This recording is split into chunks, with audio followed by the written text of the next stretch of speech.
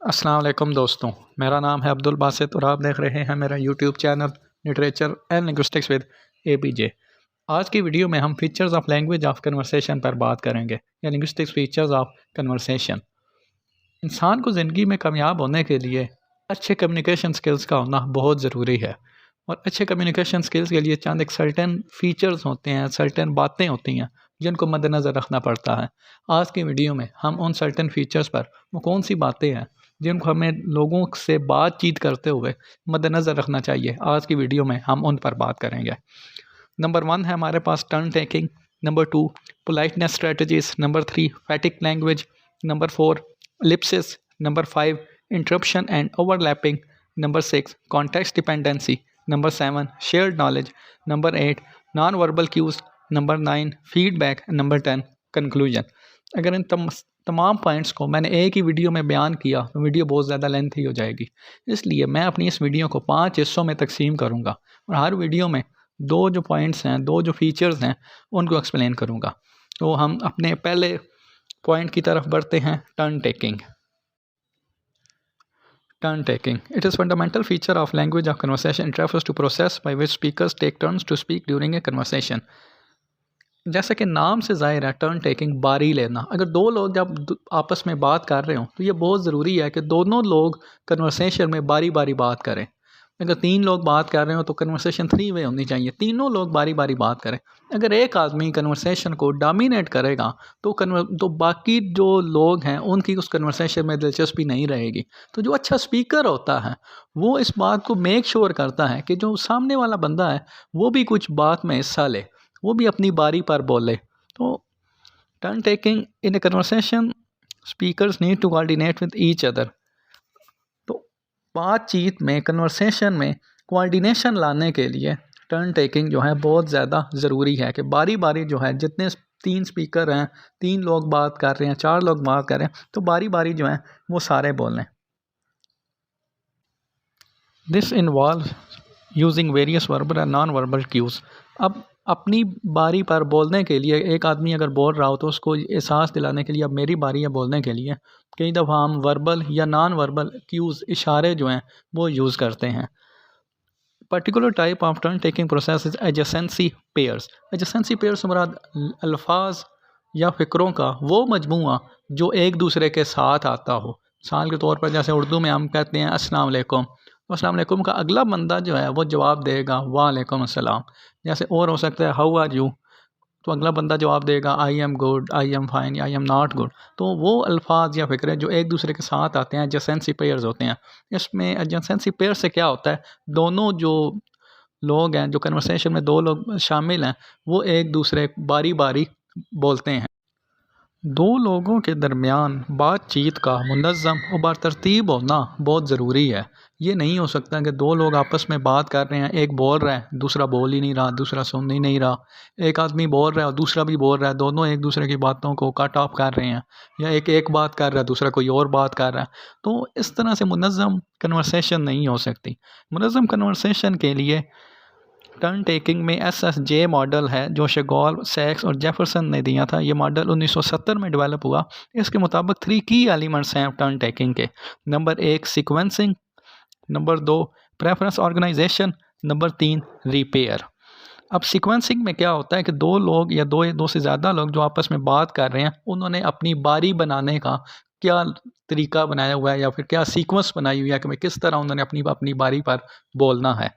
Preference organisation कहते हैं कि जब एक ही आदमी बोल रहा है, दूसरे आदमी ने बोलना है, तो वो पहले आदमी को कोई ना कोई हिंट देगा, कोई ना कोई वर्बल या नॉन वर्बल क्यूज़ देगा कि अब मेरी बारी है बोलने की। तीसरा है रिपेयर से मुराद है अगर बातचीत के दौरान, कन्वर्सेशन के दौरान कोई मिसअंडरस्टैंडिंग पैदा हो गई है या फिर कोई गलतफहमी पैदा हो गई या कोई प्रॉब्लम पैदा हो गई या कोई इशू पैदा हो गया, तो उस इशू को दूर करने के लिए, उस मिसअंडरस्टैंडिंग को ख़त्म करने के लिए जो बोला जाता है, जो अल्फाज अदा किए जाते हैं, उसको कहते हैं रिपेयर। तो ये जो तीनों एलिमेंट्स हैं ये मेक श्योर करते हैं कि जो कन्वर्सेशन है वो एफिशिएंट हो, वो इफ़ेक्टिव हो और ऑर्डरली हो। हमारा दूसरा लैंग्वेज ऑफ कन्वर्सेशन का फ़ीचर है पोलाइटनेस स्ट्रेटजीज़। अगर आप अपनी गुफ्तगू को खूबसूरत बनाना चाहते हैं, अगर आप चाहते हैं कि लोग आपकी गुफ्तगू सुनें, वो आपकी गुफ्तगू को पसंद करें, तो आपकी गुफ्तगू में पोलाइटनेस का होना बहुत ज़रूरी है। अगर आप सख्त लहजे में बदतमीज़ी से बात करेंगे तो लोग आपकी गुफ्तगू को बिल्कुल भी पसंद नहीं करेंगे। Politeness strategies are an important feature of language and conversation, they help to maintain social harmony.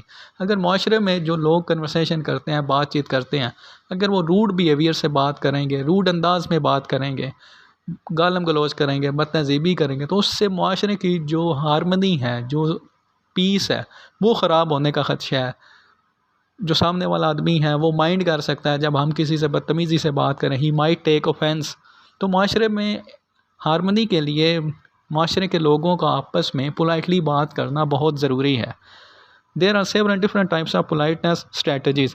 अगर आप अपनी गुफ्तगू को खूबसूरत बनाना चाहते हैं तो ये 3 डिफरेंट टाइप्स जो है ये आपकी गुफ्तगू में होनी चाहिए। Number 1 positive politeness, number 2 negative politeness, number 3 off record और इनडायरेक्ट स्ट्रेटजीज़।